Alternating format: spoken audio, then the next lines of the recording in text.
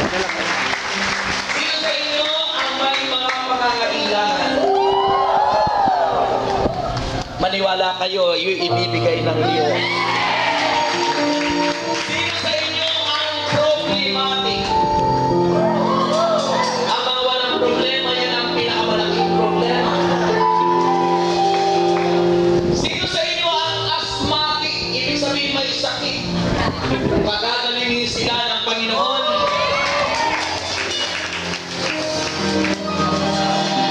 Sabi ng John chapter 6, from verse 1 and the following. John chapter 6, sundan niyo po ako sa Tagalog Bible nyo. John chapter 6, from verse 1 and following. Sometimes after this, Jesus crossed to the far shore of the Sea of Galilee, and that is the Sea of Tiberias. And a great crowd of people followed him because they saw the miraculous sign he had performed on the sick. Then Jesus went up on a mountainside and sat down with his disciples. The Jewish Passover feast was near. When Jesus looked up and saw a great crowd coming toward him, he said to Philip, "Where shall we buy bread for these people to eat?" He asked this only to test him, for he already had in mind what he was going to do. Philip answered him, 8 months' wages would not buy enough bread for each one to have a bite. Another of his disciples, Andrew, Simon Peter's brother, spoke up, "Here is a boy with 5 small barley loaves and 2 small fish. But how far will they go among so many?" Jesus said, "Have the people sit down." There was a plenty of grass in that place, and the men sat down, about 5,000 of them.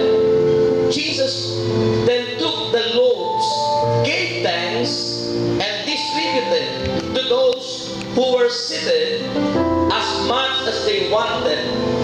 He did the same with the fish. When they had all had enough to eat, he said to his disciples, "Gather the pieces that are left over. Let nothing be wasted." So they gathered them and filled 12 baskets with the pieces of the 5 barley loaves left over by those who had eaten.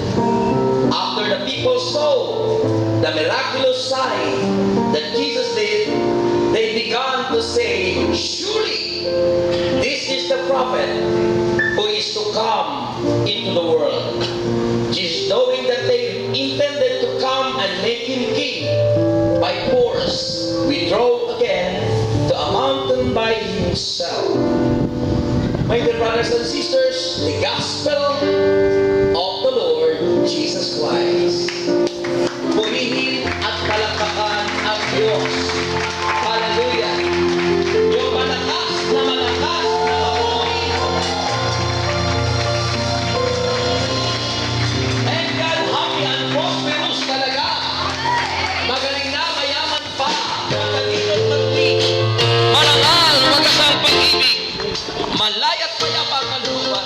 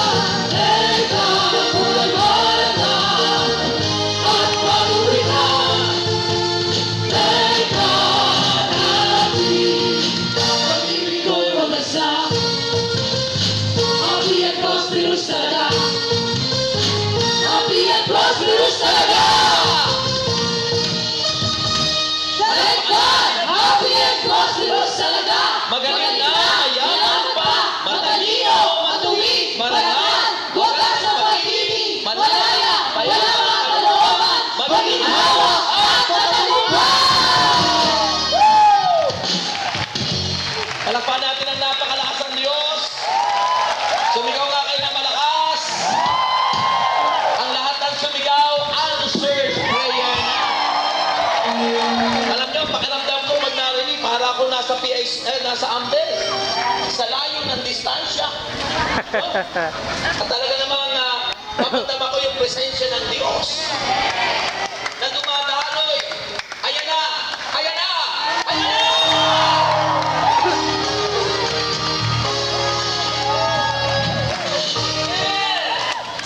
Brothers and sisters, our topic, sige po, ang nabasa nyo, nalala nyo ba ito?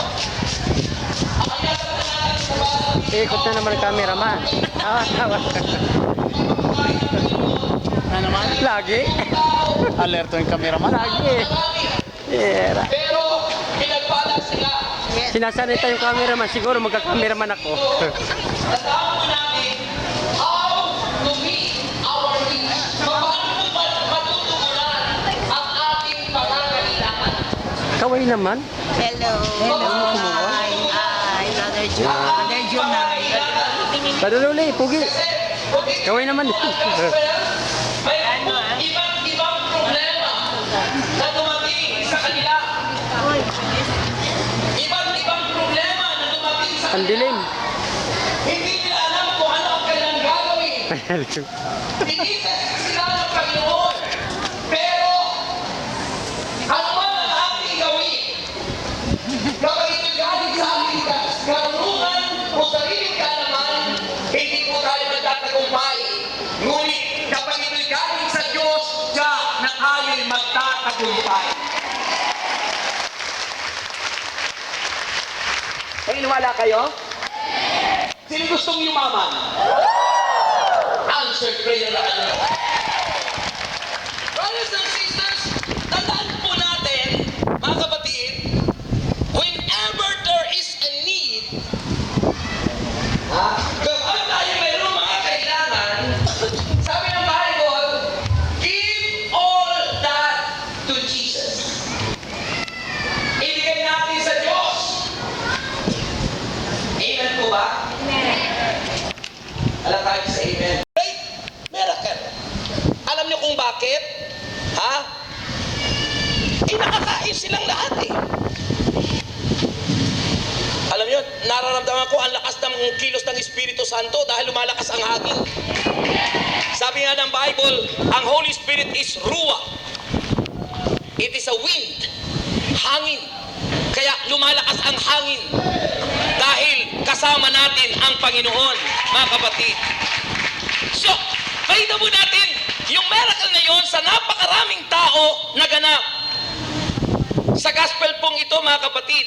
At kung titingnan po natin, ang Panginoon Jesucristo, mga kapatid, sa mga taong yon, hindi po niya pinabayaan ang mga tao. Tayo mga tao, nagpapabaya tayo, pero ang Diyos kailanman hindi nagpapabaya, lalo na sa mga taong sumusunod sa Kanya.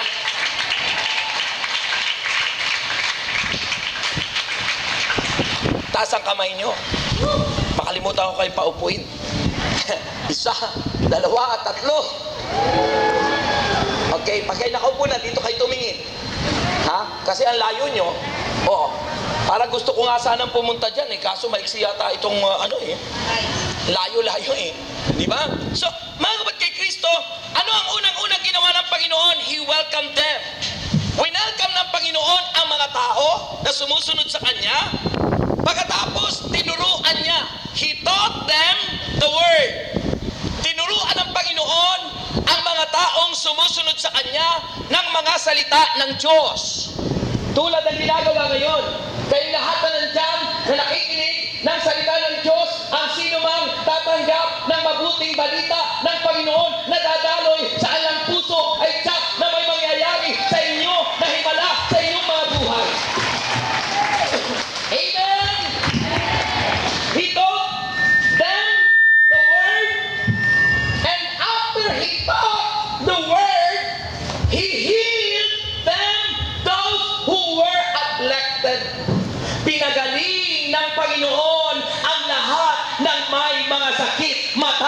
makinig ng salita ng Diyos.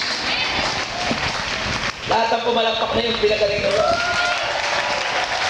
Amen? So, sa pagpapakain yun, lumitaw ang problema. In the period of 5,000, mga kapatid, lumitaw na may problema nung pakakainin na yon. Sabi po, but the problem of course was how to meet the needs of such a vast crowd of people. Oo nga naman, ang setting po ng pangyayari, nasa ilang silang lugar. Nasa ilang silang lugar. Maraming tao. Ngayon, nung nandun na sila, ang sabi ng Panginoon, pero sila'y tinitaslan. Sabi ng Panginoon, when Jesus looked up and saw great crowd coming toward Him, He said to Philip, sinabi niya kay Filipe, where shall we buy bread for these people to eat? Saan tayo kukuha ng tinapay para pakainin ang napakaraming taong ito? Parang problema kanina, saan tayo kukuha ng sound system? Wala tayong sound. But remember the Word of God said, don't worry. Wala tayong sasagot nila. Sabi ng Panginoon, don't worry. Be happy! Bakit? Bakit tayo mag-worry? Ang bulong sa akin ng Panginoon kanina, bakit ka mag-worry? Eh noon nga panahon ko, walang sound system. Noon nga panahon niya, walang sound system. Pero bakit narinig ng mahigit 5,000 na tao ang tinig ni Jesus? Sapagkat ang lahat ng tao ay taimtim na nakikinig ng mabuting balita mula sa bibig ng ating Panginoong Jesus. Taimtim na nakikinig. So, mga kapatid, nung nandun sila, ayun ang problema. Tinatanong ng Panginoon bilang testing. Alam niyo, ang Diyos, tinitest tayo madalas. Hindi nyo alam minsan yung mga dumarating na mga trials. Matitinding pangyayari sa atin, tulad ng naganap kanina, it is the test of God for this ministry. Wala ba kayo? Testing yun ng Diyos. Because in every circumstances, God speaks. Nangungusap ang Diyos sa mga pangyayari. Ulitin ko Romans 8:28, in all things God works for the good, for those who loves Him. Ang Diyos ay gumagawa na kasama ang mga nagmamahal sa Kanya, ang lahat ng Kanyang mga tinawag na tulad ninyo ayon sa ating ikabubuti. Alam niyo po, wag niyo na pong intay ma-stroke kayo bago niyo ipalakpak yung kamay niyo. Kasi may mga nai-stroke po, nagpipilit pumalakpak, hindi na magpipit yung kamay. Kaya wag niyo na pong intayin yun. Okay. So, ano po ang naging problema? Mga kapatid, ang problema ang tinest ng Panginoon sa kanila, but remember, God can supply all our needs. Pero bakit tinatanong sila ng Panginoon? At ang sabi kay Felipe, saan tayo kukuha na ipapakain sa kanilang tinapay? Sa daming taong yan.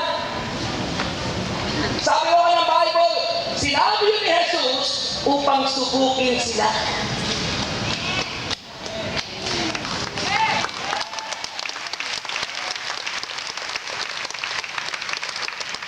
Kapatid, yung nangyayari sa buhay mo, inaalaw ng Diyos yan para subukin ka kung gaano katatag at katindi ang iyong pananampalataya sa Kanya.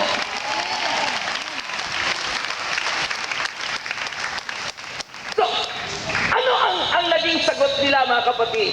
There are 4 solutions were proposed. Ano po? May 4 na solusyon Nag-propose ang mga alagad. Pero ang lahat ng kanilang proposal ay hindi tama. At yun ang madalas na nangyayari sa atin. Sometimes we propose sa mga problema o anong solusyon, pero palpak.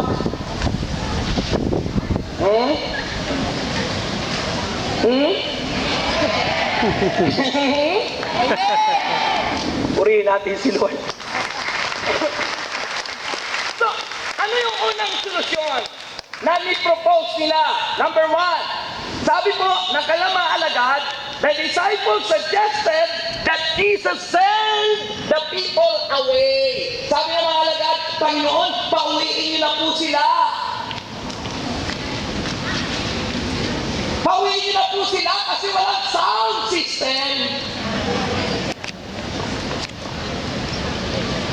Diba? Ay nangyayari sa mga alagad, walang ipapakain. 5,000! Lalaki pa lang yun, ha? Ang sabi ng mga alagad, ang nasa isip agad nila, immediate solution. At yun ang tao ngayon. Ang solusyon natin iniisip lagi ay immediate solution. Nagkaroon lang ng bukol sa paa, putulin na natin yan. Kaya maraming putol minsan ng katawan, putol ang paa, kasi sumusunod agad doon sa gusto ng doktor. Doktor, I am sick. Anong you sick? May bukol po yung paa ko. Sabi ng doktor, cancer yan. Putulin na natin. Immediate kaagad. At yan ang tao, laging immediate. Ang gusto solusyon. Kaya sabi ng mga alagad, nung sinabi ng Panginoon, saan tayo pinipikukuha ng ipapakain dyan? Ha? Sabi doon sa verse 6. Ha? Doon sa verse 5, when Jesus looked up and saw the great crowd coming toward him, he said to Philip, where shall we buy bread for these people to eat? Saan tayo kukuha? At ang sabi ng mga alagad, Panginoon, pauwiin niyo na po. Yun ang una agad na suggestion nila. Pauwiin niyo na po, Panginoon. Ha? Eh di ba? Inang problema ang dumating sa buhay natin, sa inyong lahat, na ang solusyon kaagad na inisip natin ay immediate. Ha? Kaya nawala ng bahay kasi inisip agad, bigyan na natin itong bahay para mabayaran natin ang utang.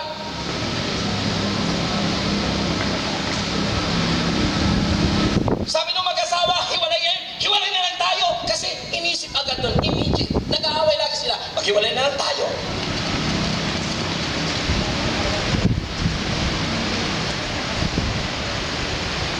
Kaya ang iba, hinahawakan na lang yung kanilang labi dahil narinig nila yung problema.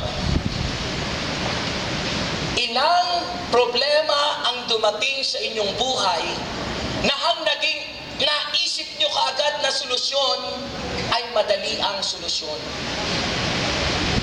Hindi nyo pinag-pray, hindi nyo kinonsulta sa Diyos. Sabi ko kanina, mga kapatid, whenever there is a need, give all that to Jesus. Sa panahon na tayo may kailangan lutasin, kailangan ipagkatiwala, ibigay sa Panginoon at hintayin kung ano ang tugon ng Diyos. Amen! Sabi ng Mateo chapter, therefore, do not worry about tomorrow, for tomorrow will worry about itself. Each day has enough trouble of its own. Sabi ng Panginoon, huwag niyong isipin ang araw ng bukas. Ang isipin niyo yung ngayon. Amen! Ulitin natin sa Mark chapter 6. Baka mali yung nasabi kong Matthew. Mark chapter 6, verse 35.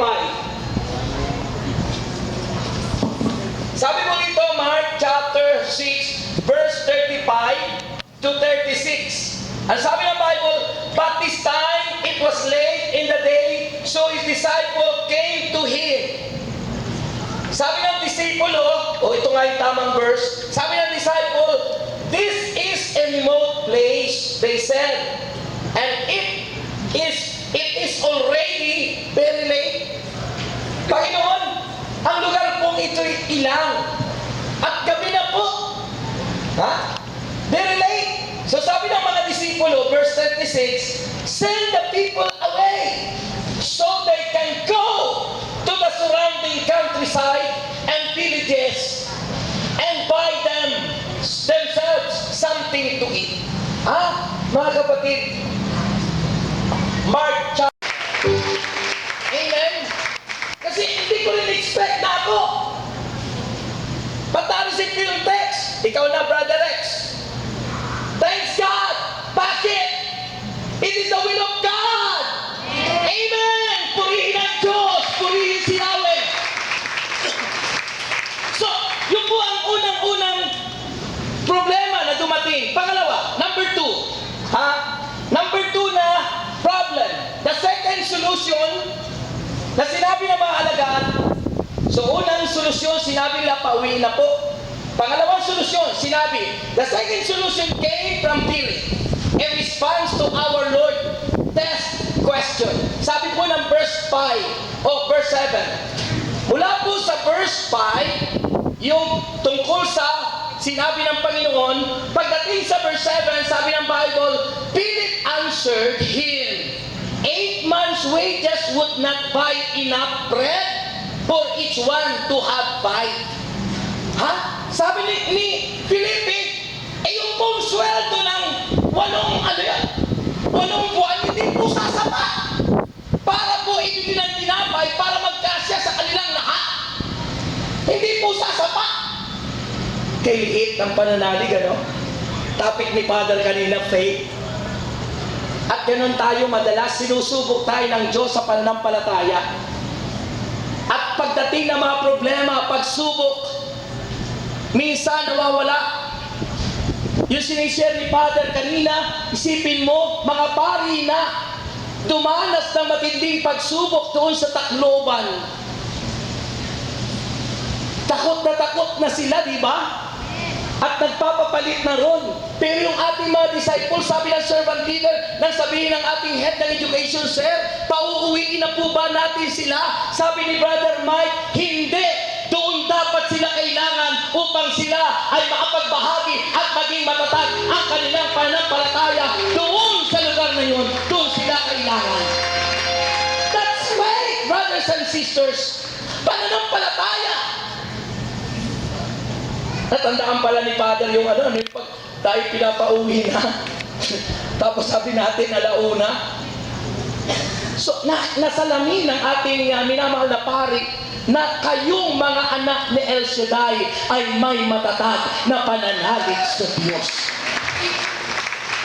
Tingnan niyo po yung mga solusyon na sinasabi ng mga alagad ni Kristo.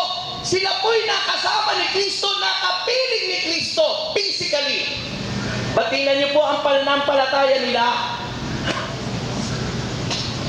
Kaya nga sabi ng Panginoon, mapalad ang mga taong hindi nakakita at di niya nakasama, subalit nananalig at nananampalataya sa Kanya. Amen! Amen! So sabi po ng Bible, counted the cost and decided they would need the equivalent 200 days wages. They think that the money is the answer of every needs. Madalas ang akala natin ang solusyon ng ating mga problema ay pera, puro pera ang nasa isip. Sa unang solusyon, pauwiin na. Ngayon naman, pera ang nasa isip. Solusyon! Kaya ang nasasabi nila, pera. Sabi ng iba, buti pa yung pera, may tao. Yung tao, walang pera. Brothers and sisters, yun ang second problem. The third problem. Ano ang pangatlong problema? The third problem. The third solution. Isa yung problema, wala silang ipapakain, tinitest sila ni Jesus. Ang unang solusyon, sinabi ng alagad, pauwiin na. Pangalawa, Panginoon, kahit na po 8 buwang sweldo ng mga taong yan, hindi po sasapat ibili. So ang nasa isip, pera, solusyon. Kulang yung 8 buwang sweldo. Kaya ang ibig sabihin, kailangan mas maraming pera para ibili ng tinapay. So pera ang nasa isip na solusyon. That's wrong. Sa immediate solusyon na yun, mga kapatid, hindi po yun ang sagot. The third solution na sinabi nila, the third solution came from Andrew. Si Andrew naman po, si Andres. But he was not quite sure how the problem would be solved. At ang sabi po, nakita ni Andres, isang bata na may baon. He found a little boy who had a small lunch. Sa verse 8 and verse 9 ng gospel natin. Nakita niya doon, isa lang bata ang nagpakita na sila may baon. Ang mga workers walang pinakitang baon. Kaya yung iba nagtiis na hindi kumain. Purihin si Lord. Purihin si Lord. Yung iba, dahil ang nasa isip niya, baka siya'y gutumin, nagtatong kumain. Baka sabihin naman, baka saluhan pa namin ni Brother Alex. Mga kapatid, alam nyo kung ang inyong baon ay kahit isang butil na mani, hindi nyo dapat ipagkait sa maraming tao. Sapagkat kapag ikaw ay nagkaloob kahit isang butil na mani, ibabalik ng Panginoon, napakarami, peanut butter! Ang babalik, marami, ibig na mani. Amen! Nakukuha niyo po ba? Sino nakaka-pick up ng message? So, mga kapatid, isipin mo yon, ha? Ano ang inisip ni Andrew, mga kapatid? So, tayo minsan mga tao, they think that people or person ang siyang solusyon. Tao sa tao. Akala natin ang solusyon ay nandun, yung ninong mo, makatutulong sa'yo. Ay, nandun sa kumari, alam ko na, mayroong ipo, pwede tulungan ka nun. Makapapasok ka sa trabaho, kaya hanggang ngayon walang trabaho kasi tao ang nasa isip. Tao ang nasa isip. Tao ang nasa isip. Purihin si Lord. So ganyan po tayo. And last solution na sinabi nila, and this is, finally, wala na yung mga youth.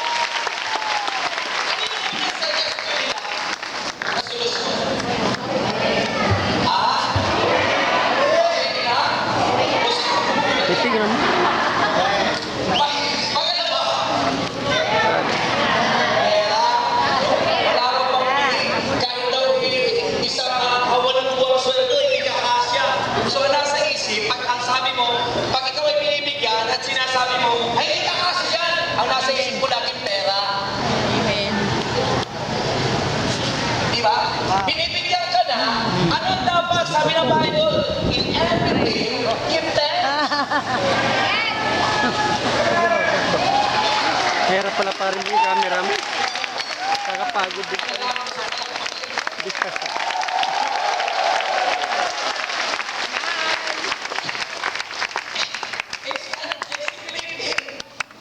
Sabi niya, kahit po 8 buwan, sweldo yan, hindi mo magkakasya. Paano nasa isip ni Pilipin, pera? Kailangan mas marami. Ha? Kaya pag yun ang nasa isip natin, baka 4 barrel, manakaw ba natin? Malaman na wala ng 4 barrel na yun. Inalis na sa budget for 2014. May kakandidato ba kaya? Amerikano ka. Siguro kahit nila magkakandidato, magkakanap ng Diyos.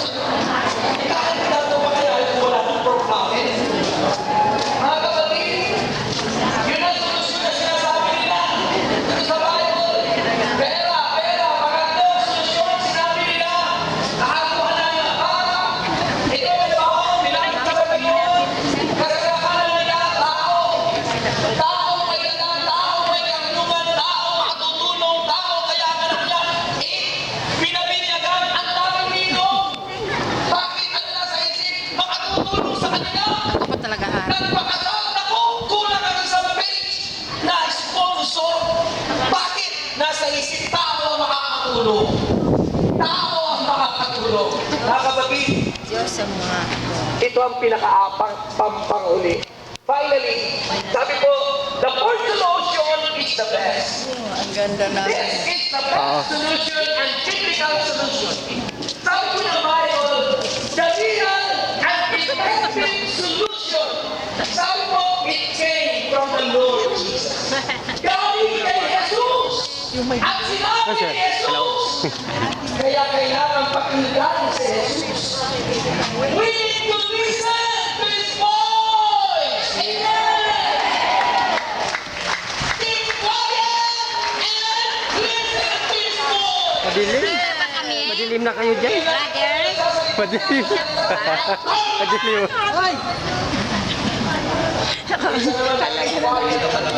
Nakapagod pala maging camera mo. Lagi. Ito ang sabi ni Jesus. Jesus said, at the people sit down. Say ma. Hi! Dilim. Madilim na.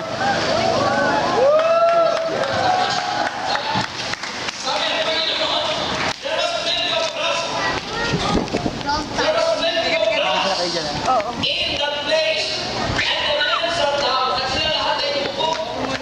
Lahat ay upo. About 5,000 of them, sila mga ikot-ikot. Jesus then took the Lord. Kinuha na Panginoon, tinapay ng baon ng bata. At ang sabi doon, gave thanks and distributed to those who were seated as much as they wanted.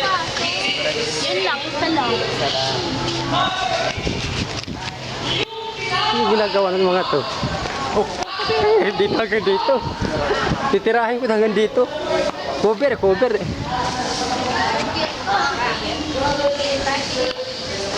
Kaway, kaway, kaway, kaway.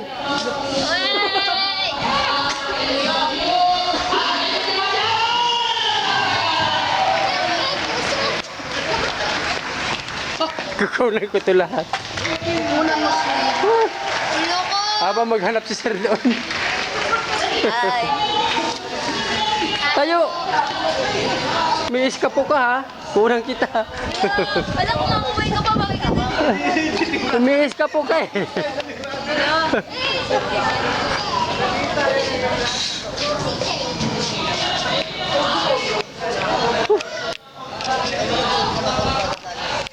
Gusto nangyari? Napapawala, sisik, niklik at mga.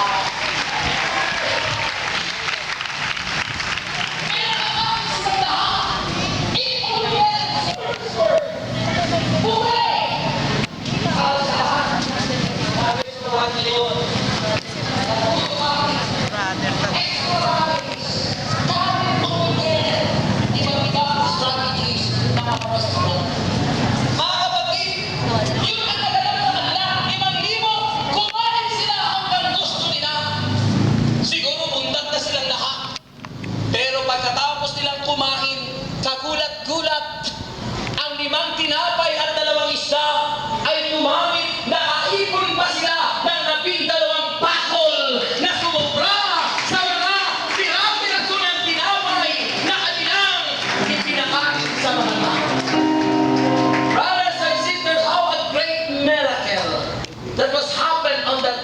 this.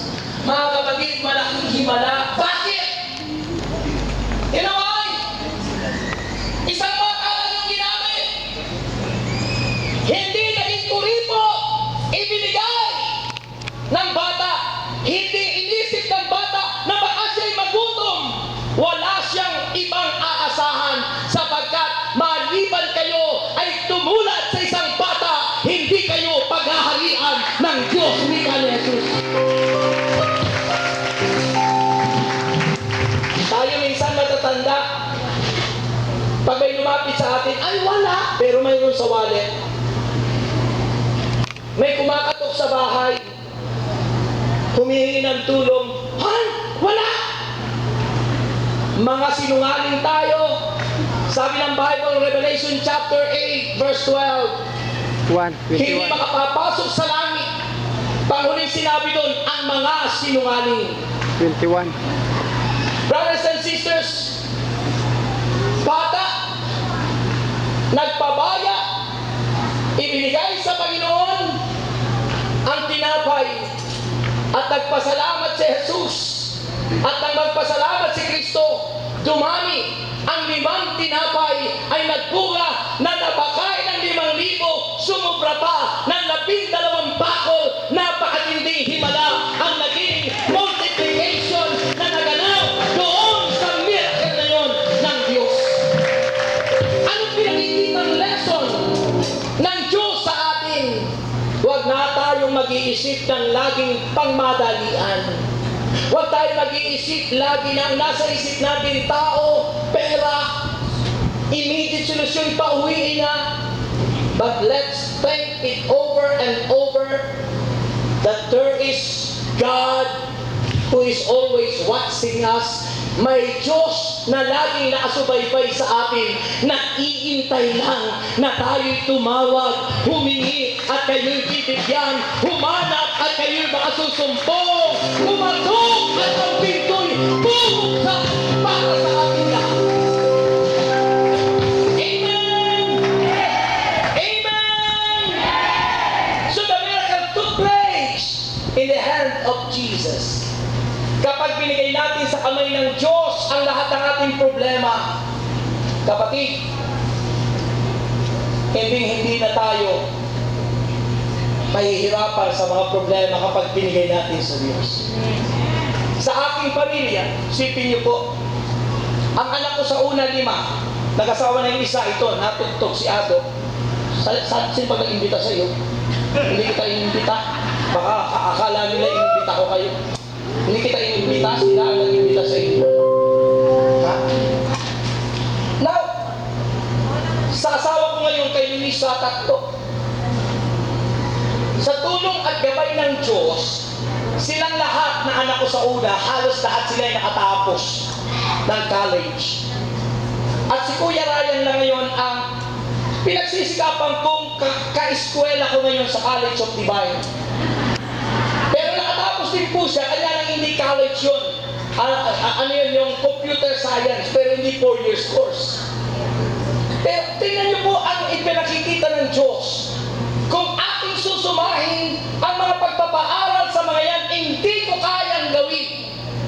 But because I serve the God that promised that He can supply all my needs, nagaganap sa buhay ko at nagaganap sa buhay ng mga kapatid kong nasa harapan ko.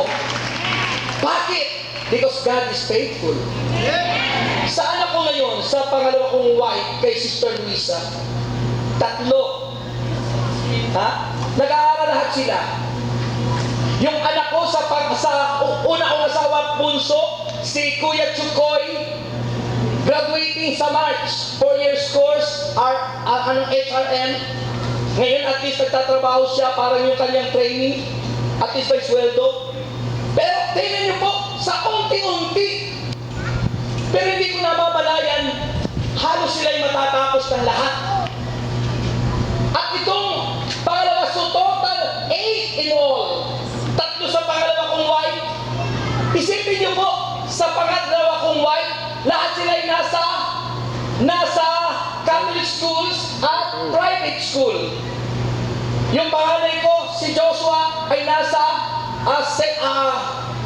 Ito nga ito. St. Francis, yung dalawa kong anak na grade 5 at grade 3 ay nasa St. Theodore, malalaki na ang tuition fee yan. Pagkatapos ako at si Kuya Ryan ay nag-aaral sa Divine Wisdom. 600 per unit. Si Kuya Ryan ganun din. 5 subjects ako, 5 subjects siya. Pag tinutag tuso, total. But thank God, God is faithful that He can supply all our needs according to His riches and glory. Tuloy-tuloy ang biyaya. Ay bakit? Sapagkat hindi po namin iniisip immediate solusyon. Ang iniisip ko yung sinabi ng Panginoon. Ano man ang kailangan mo, ano man ang gusto mong solusyon, ibigay mo sa Diyos ang iyong problema. Ang Diyos ang bahala sa ating mga problema. Amen! Ilang mga tao ngayon, saan umaasa kapag may problema? 5'7" o 5'6". Utang, 5'6". Ang ibig sabihin ng 5'6", 20% per month. So, sa per year, i-times mo ng 12, yung 20%, gaano kalaki yun? Mga kapatid, tingnan niyo po. Sa ngayon, pag umasa kayo sa 5'6", mag-impyerno tayo. Pero pag umasa kayo sa Diyos, hindi na 5'6", 5'7". Tumaas na. Sabi ng 1 Peter chapter 5 verse 7, ipagkatiwala nyo sa Diyos ang lahat ng inyong kabalisahan, problema at suliranin, at ang Diyos ang kukuko sa atin. Amen! Nakakatuwa naman itong mag-asawa ni Brother Gillian. Di ba nag-share kanina? Isipin mo kung ganun pong mga mahina-hinaan pa ng palataya ng asawa niya, tinitiyan ko po susuko na siya. Pero tingnan niyo po ang kanilang pananampalataya sa Diyos. Pumupunta sila sa ganitong gawain dahil kailangan sa therapy niya na siya maging matatag. At salamat. Nakita ko kanina may ibang mga nag-aabot sa kanya. Salamat kayo lahat na nag-aabot sa kanya na kahit nakukundi, pinitiyan ko sa inyo, pagpapalain kayo ng Diyos. Pinitiyan ko po sa inyo na ang lahat ng mapagtigay ay pagyayamay, patataganain ng Diyos. Amen? Sino naniniwala? Yung lahat ng tumasa yan, bago mag-January, mayaman na kayo. Kasama ako doon.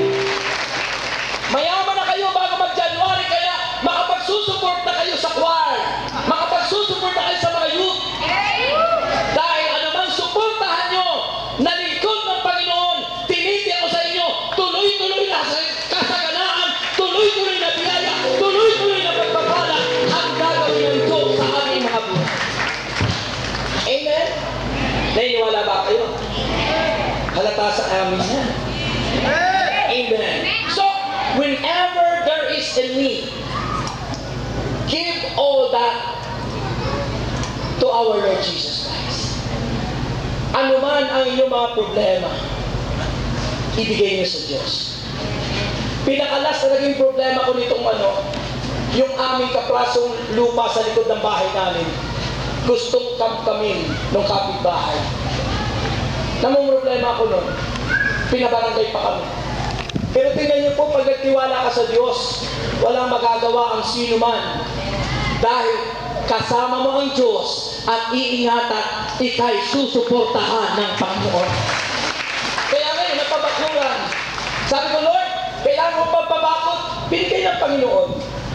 Because whatever we ask for in prayer, ang Diyos ay nakikinig at pangako niya lahat ng iyong kailangan kanyang ibibigay. Amen. Amen. So it is the principle of giving. Kung paano binigay ng bata ang tinapay at isda, binigay sa Diyos at hindi sa tao, sa kamay ng Diyos. Brother Rex, paano hindi naman namin makita yung Diyos? Remember, those people who serve God, their hands become the hands of God. Amen? Sa bawat naglilingkod, kaya makikita mo, sa ating puno lingkod, sipin mo yung mga tao pumipila. At kahit mahirap, kahit ano, minsan, inaabot sa kanya. Bakit? They believe that those people who serve God and anointed by God, their hands become the hands of God. Kayong mga nandyan na naglilingkod sa Diyos, kapag kayo tumulong sa iyong kapwa, yung kapwa niyong tinulungan, ang pakiramdam niya, ang kamay niyo'y kamay ni Jesus na tumulong sa kanya. At ang bawat tulong niya, hindi kakalimutan ng Diyos. Yung mga taong tumulong doon sa takluban, hindi yung kakalimutan ng Panginoon. Yung mga ginagawa ng mga disciple na nagbibinta ng kanyang mga damit o anuman tuwing Sabado, kahit mamurahin lang yun, at may tutulong doon, tinitiyak ko sa inyo, maging ang sino mang bibili sa inyo ng mga bagay na nandoon na itutulong sa takluban, tinitiyak ko sa inyo, hindi kakalimutan nyo ng Diyos. Anuman sa pamagitan ng inyong ginawa, ay gagantihan tayo ng Panginoon. Magugulat ka, biglang ang sakit mo'y biglang nawala, biglang gumaling. Bakit? Tinugong ka na ni Jesus. Hindi na makapalakpak yung iba. Now, sino sa inyo ang gustong gumaling? Eh, tako na agad dito. Gustong gumaling, dahil mo na yung pre-request mo. Eh, paano kayo gagaling yan? Ayaw nyo tumakbo rito sa una. Bilis, bilis, bilis. Bilis, bilis, dahil nyo yung pre-request nyo. Yung mga kolektor, handa na kayo rito. Lahat ng tatakbo dyan, kung wala man kayong sakit, kayaman talaga. Huwag kayo matakot, may mga workers dyan nakapaligid sa ano, hindi kukunin yung bag nyo. Ano lang, isang Wala kayo. Alam mo, hindi ko po kayo papatungan ng kamay. Kundi ang sino mang, alam mo kanina kasi nagkaroon na kayong vision. Kaya sabi ko naman ako, presensya ng Diyos. Pinakita ng Panginoon dito, bawat liliban dyan, may himalang mangyayari sa buhay. Ako ang nalapit sa distansyon ito para tayo tumawid sa ilog ng pula at tagumpay. Para kayong tumawid sa ilog na tumanggap ng himala. Maniwala po kayo mga kapatid at pagtiwala sa Panginoon. Kung sinabi ng Bible, whatever your problem, whatever your needs, give it to the hands of God. Alam nyo, yung paglapit nyo pala ngayon diyan, yung pagtugon nyo sa panawagan ng Diyos, tinita kong mayroon ng himala kayong tinanggap. Wala po kayo. Kaya sabi ng Panginoon, makinig po kayo. Nahiyak lang ako dahil sa presensya ng Diyos. Amen. Ewan ko lang kung kayo naniniwala sa vision. Pero nakikita ko po ngayon ang kamay ng Diyos na nakatuon sa ating lahat.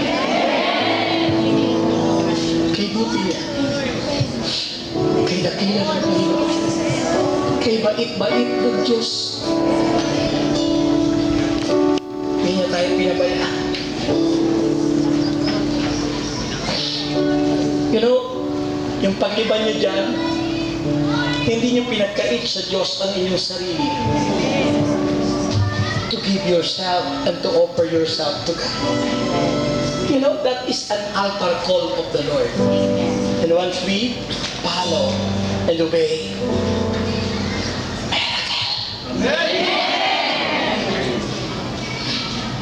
sabi ng Panginoon sa Luke 6:38, madalas yung narinig, give and it will be given to you. A good measure. Pressed down, shaken together, and running over will be poured out into your lap. It's not only money, but first and foremost, una sa lahat, ang sarili natin. Sabi ng Book of Romans, ialay nyo ang inyong sarili bilang handog na buhay. Banal. Banal. Ibig sabihin ang banal, walang bahid-dungis dahil laging humihingi ng tawad sa Diyos. Banal, buhay at kalugod-lugod sa Kanya. Kalugod-lugod, bakit? Ang puso niya ay punong-puno ng salita ng Diyos. Your heart, your mind is saturated with the Word of God. It's not polluted by the word of this world. But your mind and heart is filled with the power of God, the power of the Word, the power of His name, the power of the Holy Spirit. At yun ang inaasahan ng Diyos sa atin. Sabi ng Proverbs chapter 3 verse 9 to 10, si Yahweh ay handugan mo tulad ng hawak mo ngayon. Bahagi ng kayamanan. Pinakamainam na ani mo sa Kanya ay ibigay. Sa gayon, kamalig mo ay lagi ng aapaw, sisidla ng inumin ay hindi nga matutuyuan. Mga kapatid, sa kabila ng pagsubok na dumating sa aming buhay, nang maano kami sa Multitel, alam niyo yan, halos naubos ang aming napundar, halos naubos ang munting bahagi ng perang aming naimpok. Pero kailanman, hindi po natuyuan ang aming sisidla ng bigas. Hindi naman po dumating na kami ay mag-building ng kung ano-ano yan. Bakit? It is the promise of God. It is the promise of God. Sabi ng wife ko lagi, pagdating doon sa bahay minsan, yung laging yung mga may binibigay na sulat dyan, halos araw-araw na lang, pati yung mga anak namin, sinasabi ko sabi ko, hindi ba kayo natutuwa? Mayroong nagbubukas ng biyaya para sa atin. Kaya mo na sabihin ko yun, hindi nila basta tinatanggap nila, binibigyan na, sabi ko, kahit magkano lang ilagay nyo. Basta't may lumapit, kahit magkano, ang sabi ng Bible, kung ano yung makakaya mo, gawin mo. At kung wala ka naman makakaya, huwag kang magre-reklamo. Kausapin mo ang Diyos. Pagtiwala ka sa Panginoon. Ang inyong mga sakit ay alam ng Panginoon. Yes, Lord. Ang inyong mga karamdaman ay siya lang magpapagaling. Kaya niyang gawin yan. Dahil siya Diyos tapat. Diyos na maaasahan. Magagawa niya ang lahat ng bagay. Panginoon, patuloy mo kaming kausapin. Gustong-gusto namin marinig ang tinig mo sa aming puso. Gustong-gusto namin, O Lord, na maranasan ka at madama ka namin. Panginoon, yung pinakita mong space na ito, tulad ng 5,000, madamo at luruog ka. Pinakakain mo sila. At yun ang nagagalap mo, Lord. Pinakakain mo kami ng tinapay ng buhay. Tinapay na walang kagutuman. Tinapay na may kabusugan sa lahat ng katanggap. Panginoon, hindi lang sa ganitong himala. Pahimalaan mo po ang mga may sakit. Huwag mo pong hayaan na sila'y umuwi na taglay pa rin ang sakit na yan. Huwag mo pong hayaan, lalo na po si Brother Gabriel na dumating dito. Huwag mo pong hayaan na bago po naman dumating ang bagong taon, siya po'y makatakbo na, siya po'y makalakad na, at siya'y magawa. Panginoon, alam mo ang bawat pangailangan ng taong nandito. Tulad ng ginawa mo sa 5,000. Alam mo yung pangailangan namin.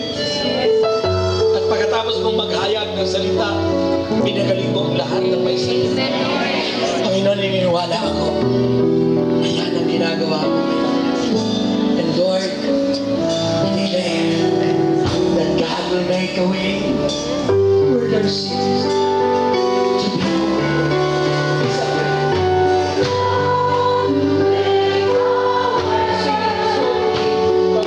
Seems to be no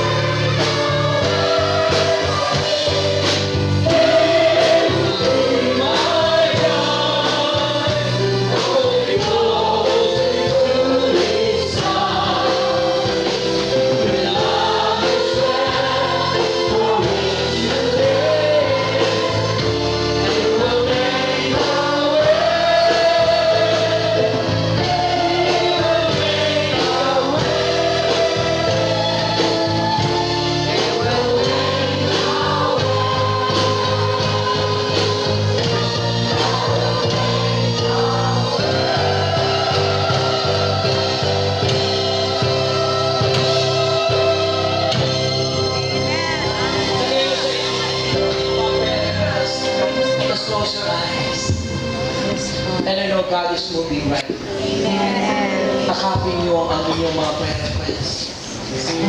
And feel Him right now. The Spirit of God is moving. Whatever your problem, whatever your sickness, whatever in your mind, He is now moving. Doing something good in your life. Giving strength. Giving strength. Deliverance. Yes. Take it right now. Take it right now. Tanggapin mo siya. Take the power. Take the healing and deliverance. Take it right now. In the name of Jesus. Tanggapin mo ngayon. Dumadaloy. Hayaan mo lang siya, sister. Mind yourself. Hayaan mo siya. Yes. Isipin niyo ang iyong sarili. Guys, He is moving from head to foot in your life. Yes.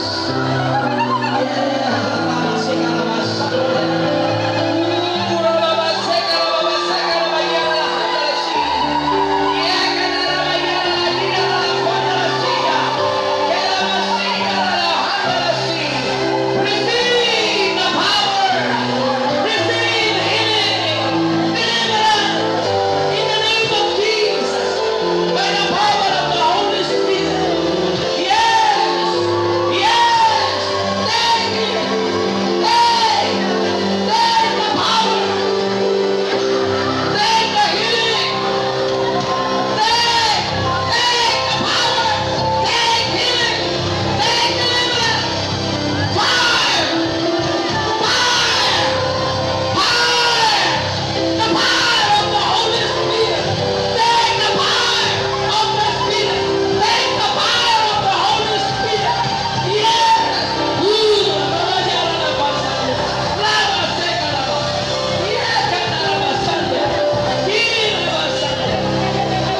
thank you, Lord. Thank you, Jesus. Receive.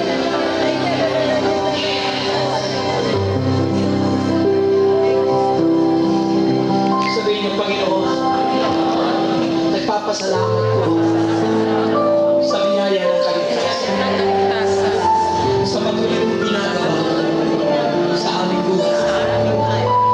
Hindi mo nakakalimutan ang iyong pangako. Tinaagin ko na ako ay iyon ang pinagaling. Sasagana ang ating buhay. Papalain mo ang ating buong pamilya, ating buong tahanan, at inaangkin ko na ako ngayon ay tagumpay.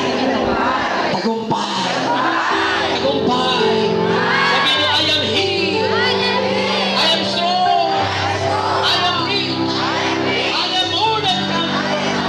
No one can defeat me because Jesus Christ is in me.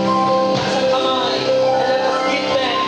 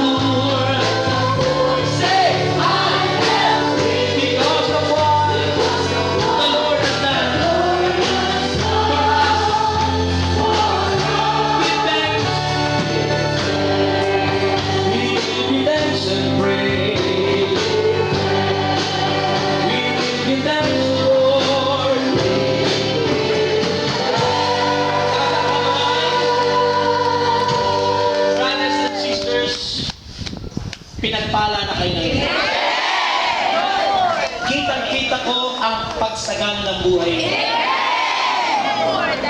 Ang darating na taong 2014 ay kasaganaan sa buhay niyo.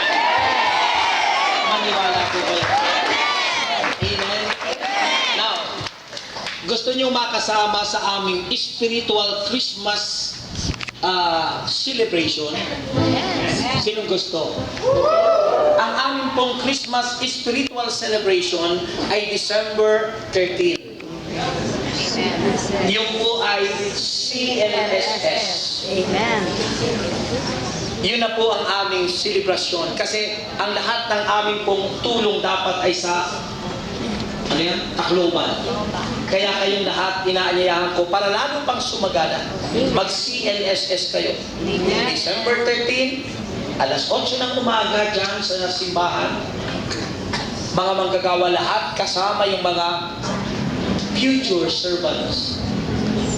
At biniti ako sa inyo, that is your preparation for the coming 2014. It is an Advent recollection na may temang CLSS. Tiniti ako sa inyo. Pagsalubong nyo ng 2014, mayaman na kayo. Okay? Taas ang mga kamay. And may the Lord God bless us all now and forever. Amen. And Lord God, inaagi ko na pong sa 2014, masagana ang buhay namin. Amen. At bago magpasko, maraming himalang darating na. Sa ngala ng Ama, ng Anak, at ng Espiritu Santo. Amen.